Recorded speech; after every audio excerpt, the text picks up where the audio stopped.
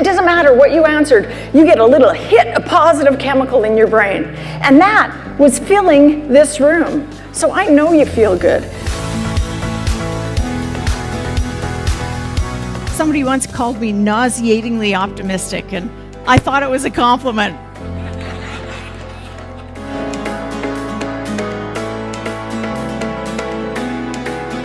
You ask any parent what they want for their children, and they will say, I want my children to be happy.